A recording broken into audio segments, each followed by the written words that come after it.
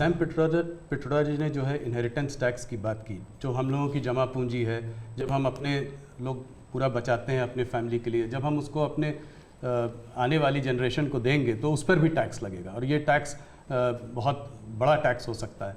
तो क्या आप कहेंगे कि बीजेपी अगर आएगी तो इस टैक्स को कभी नहीं लागू करेगी?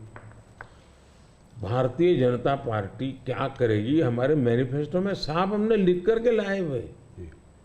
अब उन्होंने कहीं सगुफा छोड़ दिया तो मैं भी वो झंडा लेके घूमूंगा, ये सवाल आपके मन में कैसे आ जाता है जी? भारतीय जनता पार्टी की विचारधारा साफ है जी। हम अपनी विचारधारा के आधार पर कार्यक्रमों को लेकर के, मैनिफेस्टो को लेकर के देश के सामने जाते हैं।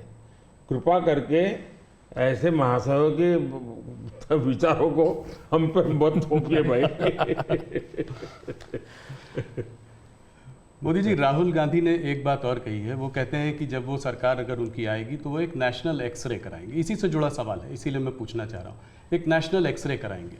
बात सिर्फ कास्ट सेंसस की नहीं है जो कि वो करते आए हैं, उस पर भी मैं आपका मत जानना चाहूँगा, मगर बात वो कहते हैं इससे आगे है।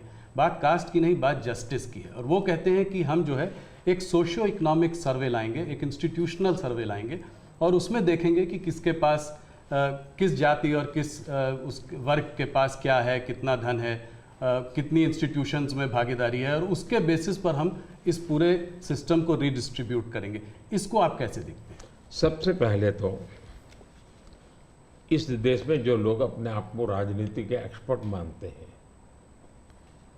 जो लोग देश के उतार चढ़ाव को बड़ी बारीकी से अध्ययन करते हैं, सबसे पहले उनका दायित्व है कि वो ऐसे लोगों को पूछे कि जिस परिस्थितियों का वर्णन आप कर रहे हो, अगर ये सही है तो 50, 60, 65 साल तो आपने राज किया भाई। ये मुसीबत के जो जन्मदाता आप हो और आपने अब तक की बर्बादी लाई क्यों? पहले उनका जवाब मांगो भाई, नंबर 1। नंबर 2, एक्सरे का मतलब क्या है जी? मतलब हर परिवार में जाना, घर घर छापा मारना, अगर किसी अनाज के डिब्बे में किसी महिला ने अपने गहने छपा के रखे हैं उसको भी एक्सरे किया जाएगा, उनके गहने ले लिए जाएंगे, जमीनों का हिसाब किताब किया जाएगा और फिर उसको रिडिस्ट्रीब्यूट करेंगे। ये दुनिया में एक माओवादी विचार ने सब किया हुआ है, दुनिया बर्बाद हो चुकी है जी।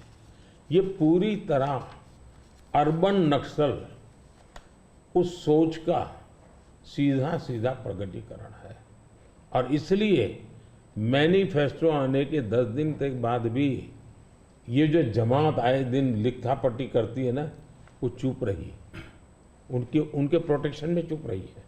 तब मिलके मेरी जिम्मेवारी बन जाती है कि देश को जगाना कि भाई देखिए आपको लूटने की ये तरकीब हो रही है।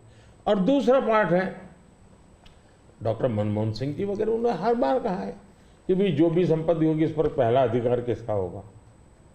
तो हिसाब किताब बहुत साफ है, वो क्या करना चाहते हैं।